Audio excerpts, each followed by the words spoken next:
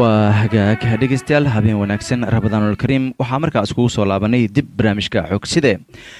qodobada markaasi ama warbixinada barnaamijka ayaa markaa si gudagalaya faahfaahin dheeraad ah ayaa markaa waxa ay ka soo baxaysaa ciidamo ka tirsan kuwa booliska Soomaaliya oo markaa maanta dad caadeysan ay rasaas ay markaa xaafad ka tirsan degmada Yaaqshid ee gobolka Banaadir ay ku fureen dad goobjoogayaal ah ayaa markaa waxa ay idaacadda Royal ee Muqdisho ay u xaqiijiyeen ama ay sheegeen in markaasi rasaas lagu furay shacabka ay ka dambeysay kadib markii dadkaasi ay soo istaag markaa ay ku sameeyeen howlgal markaa ciidanka amniga markaa ay ku doonayeen in ay ku burburiyaan guryo markaa ku yaala waaxda Tawakkal markaa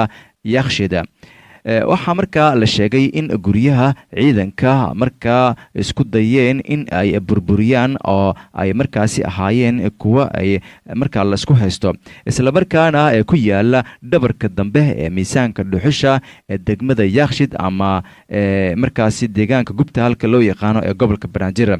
inta kadib goobta ayaa markaa waxa banaanbax kooban ka dhigay dad ka careysnaa howlgalka burburinta guryaha taa oo markaasi oo dhigaysa markaasi ay dadka ay markaasi ay ka dhigeen oo markaa iskugu jiray haween iyo markaa dhalinyaro hase yeeshee waxa markaa la tilmaamay in ay rasaas ay ku fureen ciidamo markaa ka tirsan boolis oo markaa howlgalkaas watay wararka ayaa markaa intaa ku sii dariya in rasaasta ay markaa ay ku dhaawacmeen laba ruux oo haween ah kana mid ahaa dadkii markaa dibadbaxa ka dhigay halkaasi kuwa oo markaa loo qaaday dhaawacooda waa xarumo caafimaad oo markaa ku yaala Muqdisho ma jira wax markaasi war ah oo ka soo baxay maamulka degmada Yaaqshid oo markaa iyo markaa laamaha amniga ee dawladda Soomaaliya oo markaa ku aadan dhacdadii ka dhacday xaafadda ka tirsan degmadaasi iyadoona markaa dad ku sugan miisaanka dhuxusha markaa ay markaasi ay hadal hayeen falkii markaa maanta dhacay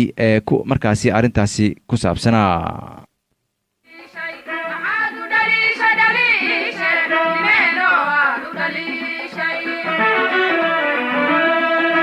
hane waxaa jira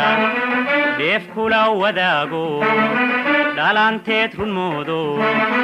dhaqaaliyo wanaagaba laga dhabaabay baa jira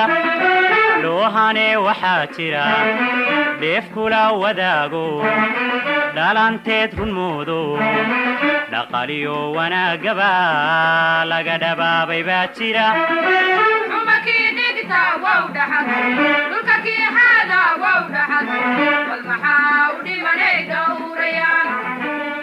waa hagaag xarakada al-shabaab ayaa markaa